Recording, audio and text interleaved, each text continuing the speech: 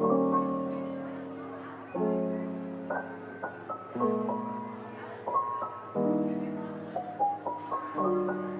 at Simon and Schuster India are happy to welcome all of you to the launch of the paperback edition of Shobha De's Lockdown Liaisons, a unique anthology of short stories that will speak to each and every one of you as it has to me as we struggle to make sense of the pandemic and the way it has changed the way we used to live from day to day. What connects is very different and unusual stories by Shobha De, these first person narratives of men and women from different walks of life, is that each story is in its own way one of love, longing, and the universal desire to find connections and understanding, even in the worst of times. So today we are especially delighted to have with us the very gorgeous Sonali Bendre, who needs no introduction. So I'm not attempting to give one. It's a real privilege to have her here with us. And Sonali Bendre's book club, which she set up in 2017, has fostered and nurtured the habit of reading over the last few years. And we are delighted that she will be in conversation with our wonderful author, the amazing, inimitable Shobha De. Over to both of you. Thanks, Himanjali, and thank you so much, Sonali, for doing this. I know how prestigious your book club is and how informed your book club members are, and they're so enthusiastic about books, and that's very important, to be able to encourage people to keep this going, because without words, without imagination, without books, what is life? Shobha, I cannot tell you how happy I am that we are doing this, and I'm just thinking that why haven't we done this before? Well, this is part of the lockdown. You're iconic. There is no two ways about that. And there's so many questions that I want to ask you. Whenever we've chatted, and I've always, bombarded you with questions, but different. And now this time round, you cannot get diverted, and nobody else can come in between. And I have all your attention, and I'm going to make the most of it. But like what you said just now about words and how important words are to you, I read that in your foreword also when you said that this words was what has healed you in this lockdown.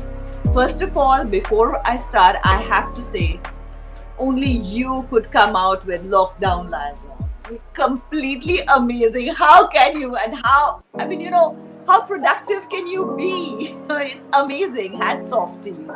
Thank you. And launched it, and here we are with the paperback. I want to show this here. Can you see this? It's beautiful. I think, is this the sky that you can see from your balcony that you've spoken about in the book? The sky has an interesting story in my narrative for Lockdown Liaisons, is that when Himanjali and I and Simon & Schuster, we were planning the e-books, and we wanted to give each book a certain identity, and what would connect it better, I thought, were all of us trapped and feeling claustrophobic in our homes with only four walls making us feel what we were feeling, a sense of being enclosed. And I said, well, the sky is the best symbol of all the freedoms that at the moment have been denied to us. And the sky belongs to everybody.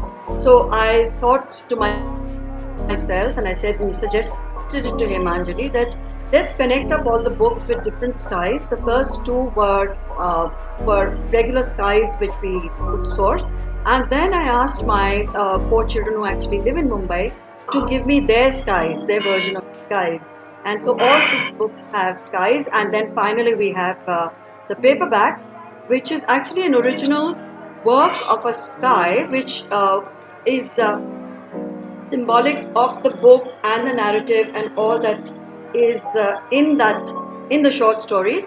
And it's a painter called Vivek Sharma, who is an old friend of mine, and he presented a sky to me many years ago. And then subsequently we bought a lot of skies from him.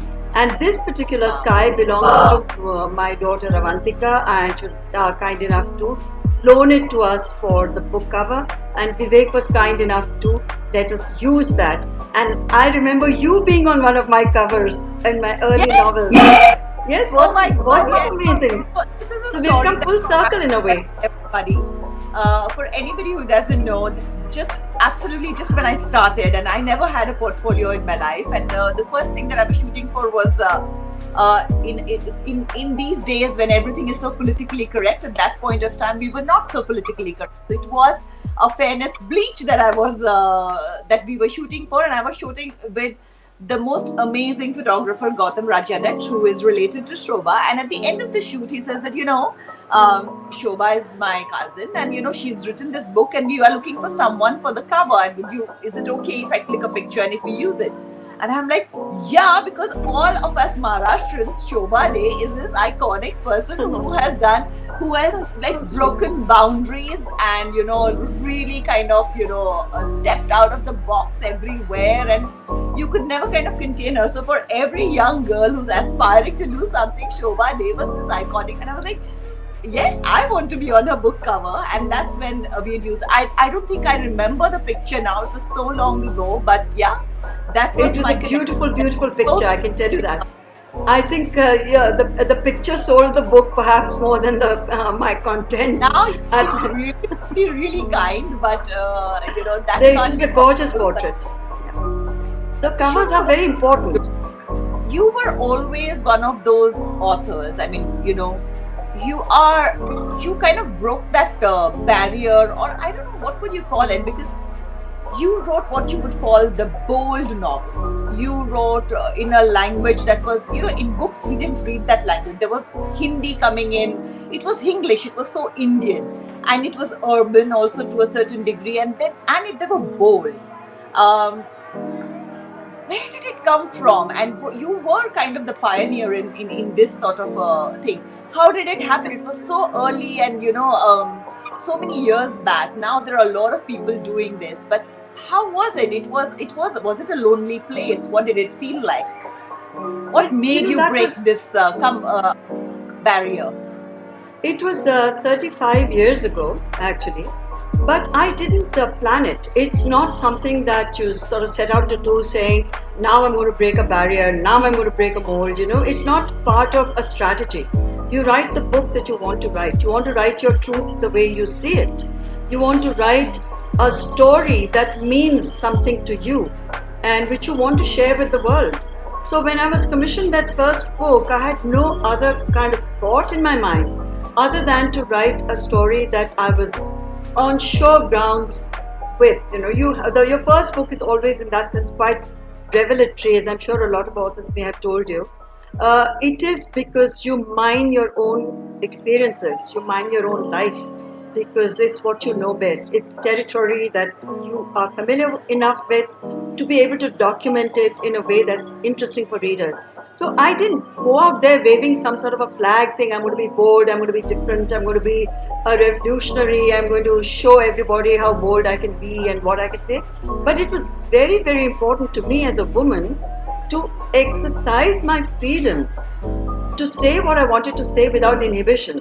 So whether it was about sexual relationships, whether it was descriptions of the sexual act, it was seen from the point of view of a woman, because all my protagonists and all my heroes have been women in all my novels.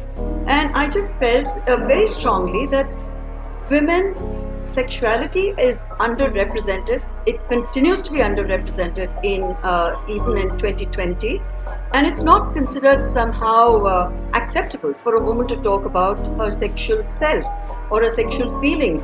And I didn't again plan to do that in any kind of a way that said, hey, you know what, I'm going to start a sexual revolution with this. It just was something that was very natural. It came naturally to me. It was part of the narrative. But yes, no, not many people. I'd say Kamala Das had written about it, but it was different because she had written about her own sexuality, and she talked about it in a context which was extraordinarily bold and provocative, because she was actually discussing her own sexuality, her own marriage, and her own experiences in a kind of an autobiographical context. So, but we in India have had a tradition over centuries of women poets, particularly from South India, and the Telugu poets and classical poets going back for hundreds of years, who wrote erotic poetry. And we somehow don't want to recognize that. But I felt very strongly that as a modern woman, I had every right to write what I wanted to write. And if that included sex, then I was not going to run away from it. Plain and simple. That is about the sexual part of it and the bold part of it. But also, as an author, a lot of times, when the use of language and how you play, the way you use words is beautiful, but the way you use your language.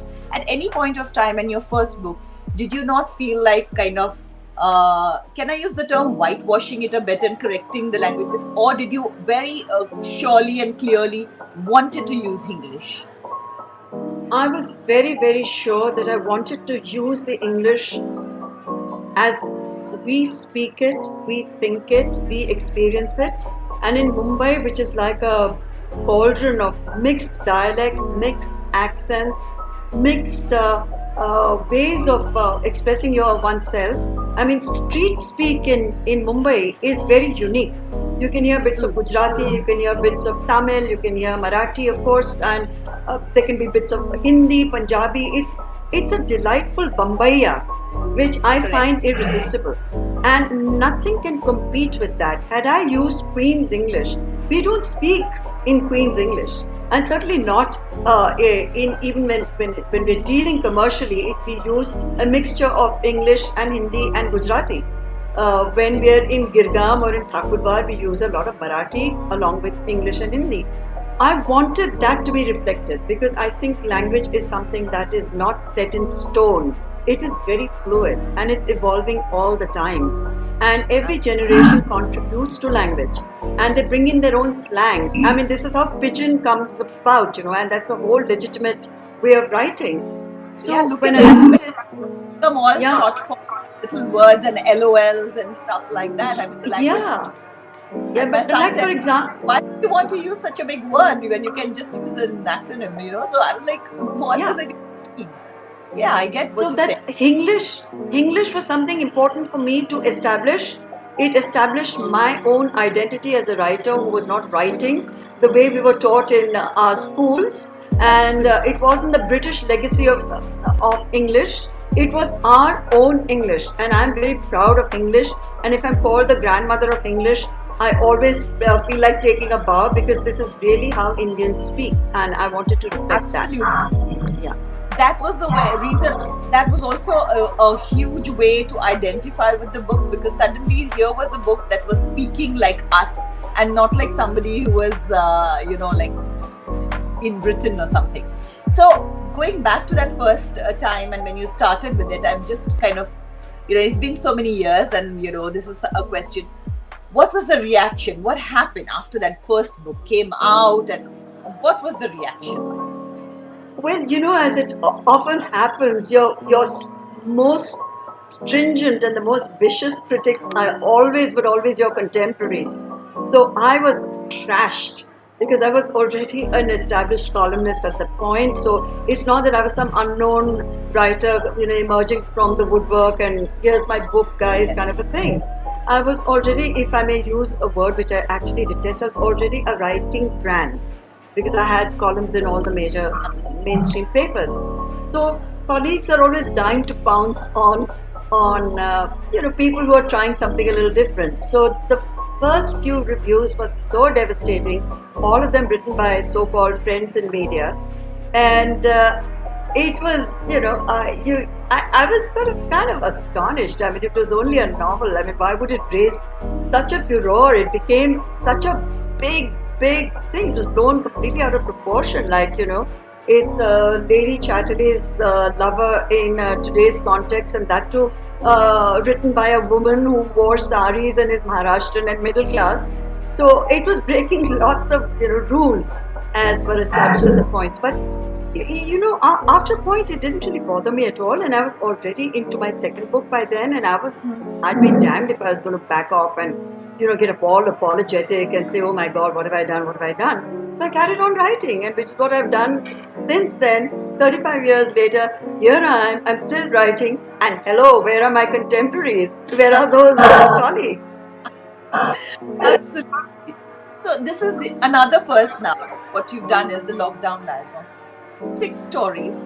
In the foreword, you write about the initial part of the stories that came out, which were angry and, what happened to those stories? they reflected what I was going through myself, and there was a lot of Those first few stories, or these are the later ones when you had calmed down? well, in the book, they're kind of mixed up because I told Himanjali that let's not publish the paperback in sequence. But the first book of the e-books has that the brutality, the anger, the resentment, the hostility, because the whole world was coming to terms with something so terrifying, and there was so much confusion, and there was a lot of rage which was subterranean. But as a writer, I could only find this as an outlet to express that. The later stories sort of were a bit more mellow, and by the time I came to book number 6 and the 24th, 25th, 26th stories became gentler, because by then the world had kind of come to terms with whatever this new normal is and whatever it means. But we were able to process our own feelings a little better than when the pandemic first hit us. How important a review? Considering that the first reviews were so bad, has it ever bothered you, the reviews? Well, I'd be lying if I say that reviews do not bother me at all. I think they bother every single person who puts anything out there in the public domain. When you're being judged, you are sensitive about that. You are looking out for some praise. So when lockdown started getting these wonderful reviews, first I sort of said, I said, is this really happening? Could this be true? And then I figured, of course it's true, because the people who are reviewing my books today don't come with the baggage that my contemporaries had. They're looking at me, maybe for the first time as a writer, the younger generation. They know me as a columnist, but maybe they have not read my early novels. So to them, there are no preconceived judgments. And they're reading the book for whatever it's worth and saying it like it is without bias. So the good reviews for this book, I was so thrilled. I performed a little dance at home. I said, oh my goodness, especially since they were coming from people whose minds I respect. They weren't coming from just some non-entity saying, good book. They were detailed, good reviews. Because I had kind of told myself, do not ever expect good reviews in your lifetime, because that's what I'd lived with for so many, many years. A new book came out and I braced myself. I said, let's see who's going to trash it this time. Right. So yes, it feels great, and reviews do matter. Yes, of course. All of us as artists, you want the definitely. It's not about You want appreciation. Yeah. You do want that, absolutely. How do you think this lockdown, this pandemic is going to change the Lit Fest? Because you're on board with a lot of Lit Fests in India and you're very active. So how do you think that's going to change? Because for all of us readers, those have been very strong outlets where you look at what is coming out, who is talking, and you've been looking at it with you really look for new things coming out and new opinions coming out of there. So how do you think it's going to affect the Lit Fest? Well, LitFest will have to, for the moment, at least I would say for the next 6 or 8 months, have to shelve the idea of a proper physical LitFest, because the point is that even if you were to go right ahead and announce a LitFest in early 2021, we don't know right now what the travel restrictions are likely to be. A lot of the attraction was authors coming in from other countries, from other cities, and interacting with readers in a direct and organic and wonderful way at these LitFests. That was the whole point of the LitFest. It was never about great sales. It was about the energy and the charge you got from actually meeting other writers and meeting readers. That I don't see happening, not for another a year, and I'm being optimistic when I say a year. So the virtual LitFest is what everybody is now figuring out a way to host in an interesting manner. I did participate in the JLF Brave New World. It was a lot of fun. It was very different, and it was my daughter Anandita who was interviewing me on that JLF show, which is a great platform for her to be on. And the first time that the mother was being interviewed by her daughter on an important platform. So for both of us, it was a big thing. But yes, there is no comparison to what it's like when you see the energy that comes from the crowd, when you have readers coming up to get your book signed, all of that.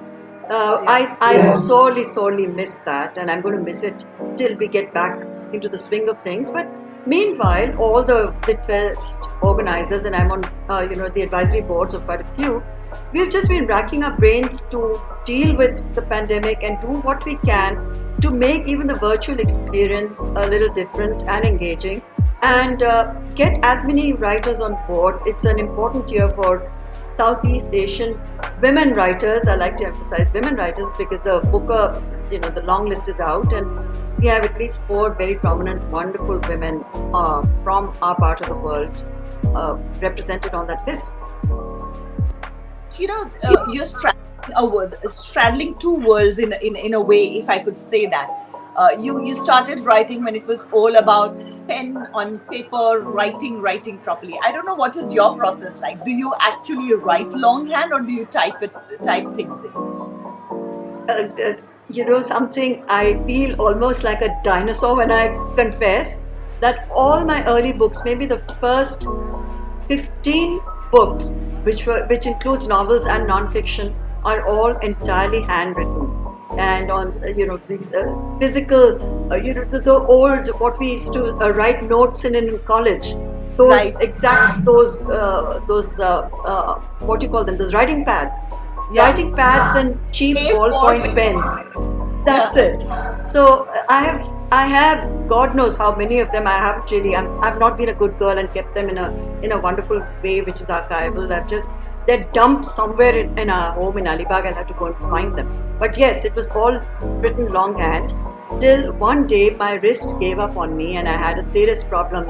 What's called a writer's wrist. If you start getting, you can't write anymore because your fingers they freeze. So then So I had.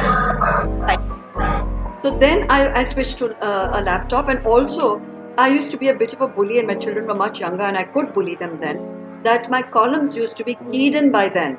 Then they had their exams and stuff, and one fine day they just dumped a laptop on me and said, "Now you're going to do it on your own. Sink or swim, but we're out of this. Just do your own stuff and learn as fast as you can." So I had no choice. So now it's entirely So from the laptop. long and e-books, I mean, the world is changing, and Oh, yeah. you are kind of, in that sense, traveling these 2 worlds, and very, very effectively and very well. So, what is your take on it? What do you feel? Do you miss holding a book? Like, a lot of times I'm asked, this time on our book club, I have an Audible book, which we are listening to. Yeah. Because in the pandemic, I felt like I couldn't focus and I couldn't sit down, and everybody deals with it in a different way. The anxiety or whatever it was, I couldn't focus and sit down and read. So every time I was walking and pacing, I was just listening to the book. And this time I put out an Audible.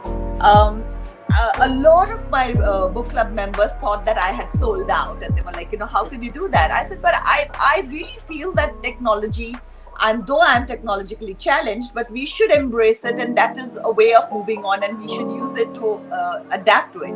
What do you think about tech? Because you are a person who is straddling both the worlds very successfully. Shonali, I completely agree with what you just said. We have to embrace new platforms and new ways of expressing ourselves.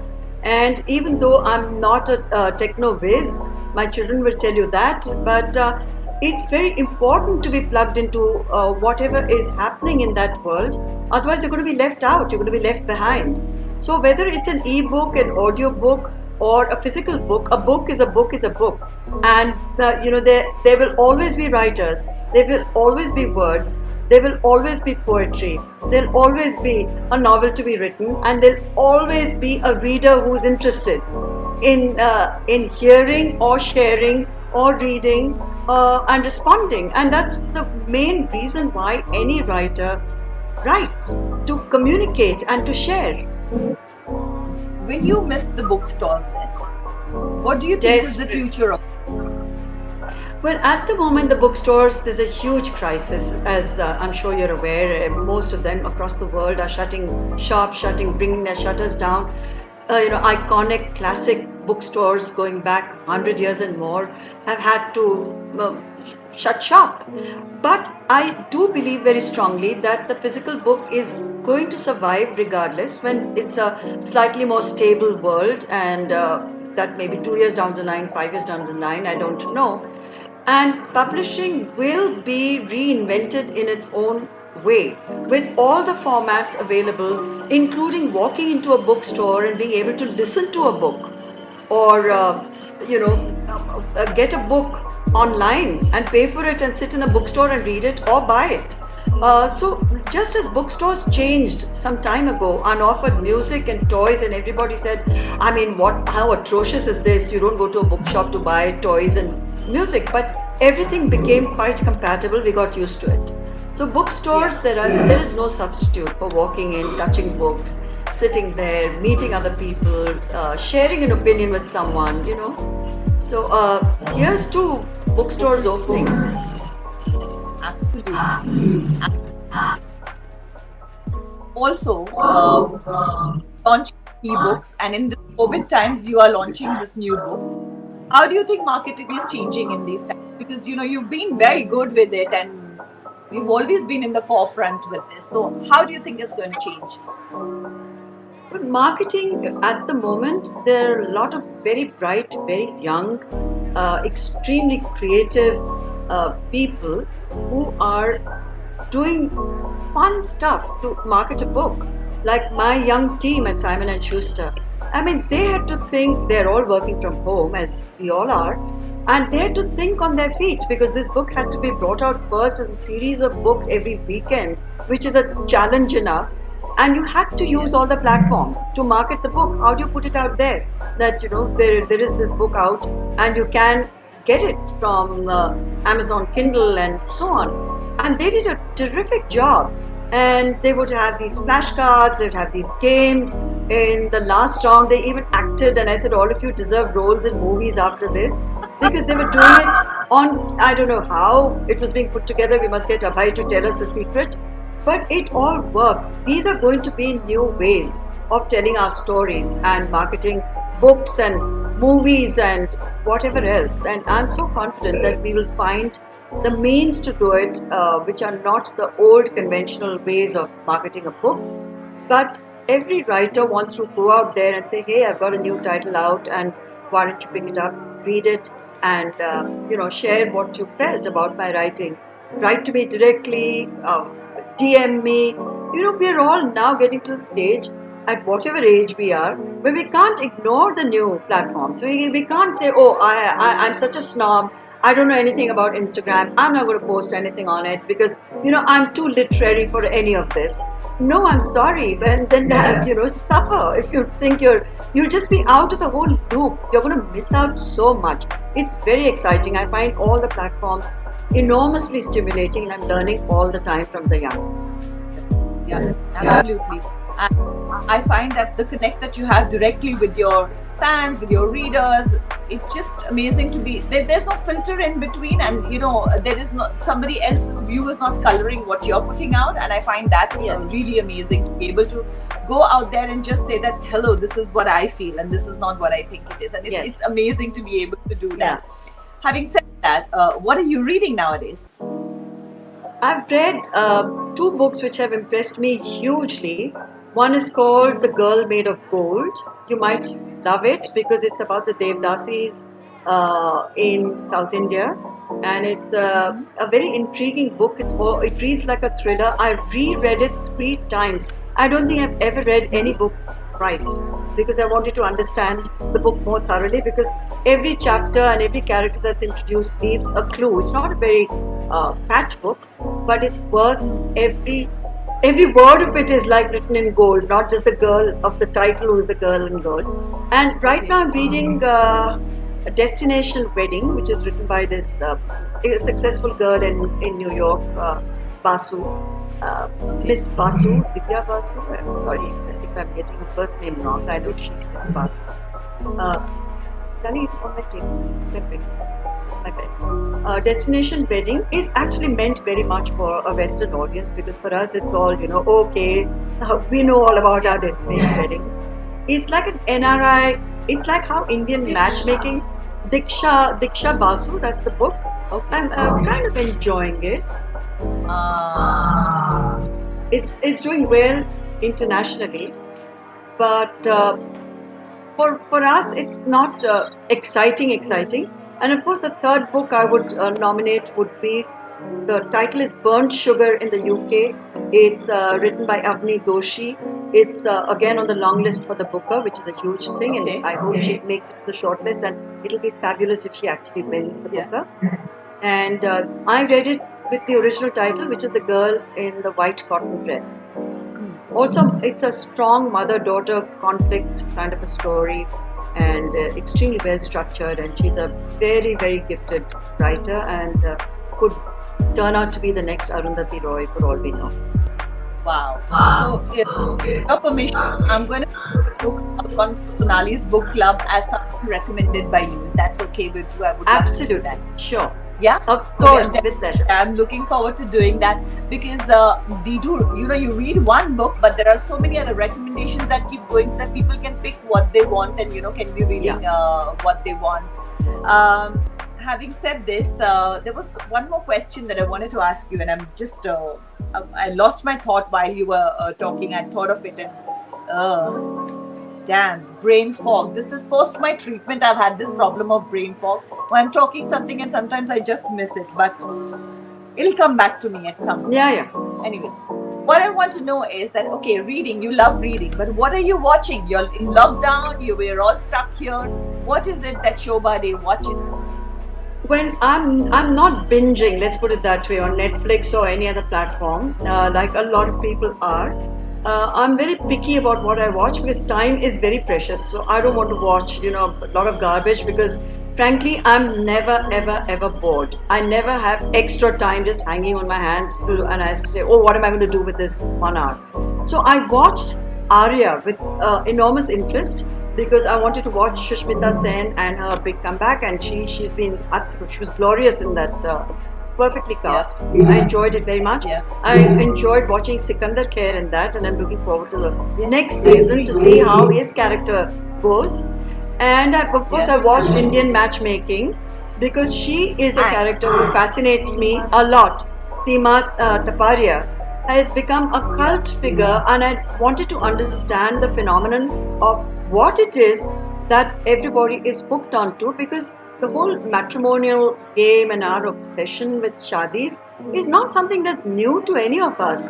It's not something that we're unfamiliar with. So what is she saying about adjusting, flexibility, and so on, that a girl has to be fair, she has to compromise, all of that is not the first time we're hearing it. Then why are we reacting the way we are to it? Why are we all completely mesmerized by her? But all the mirror. We should. The mirror. This is the mirror to our society, and we just see Absolutely. that, oh God, this is what we are. This is what we do, and this is what happens every day in our society, and that's showing. She's so unfiltered. She's just herself. I think that also makes a huge difference. Yeah. But this is the reality. This shows that this is the reality and what is happening. Any movies that you've seen? Anything that you've liked recently? I've seen a few old movies which I enjoy sometimes much more. You get into your Shabana Azmi mood or something like that, and you go back to see Ankur and Mandi and some of her absolutely brilliant performances, Smita Patil, Bhumika. There's certain movies which I have not found the time to watch as much as I would have liked to, and I'm revisiting those, and I absolutely and thoroughly enjoyed Shakuntala Devi. I thought Vidya was terrific. There are a lot of people who've been, slamming the makers for representation they feel is not accurate, but that's fine. It's told from Shakuntala Devi's daughter's point of view, and it's more a mother-daughter story than the story about a mathematician, genius lady who, captured the imagination of the world. And I found those sequences very interesting, and I found Sanya and her interactions on screen also fantastic. And at the end of the day, Vidya Balan is Vidya Balan. You can't you can never get a lousy performance from her, no matter what the role. So I loved it. I wasn't bored for a moment. Yeah. That's good.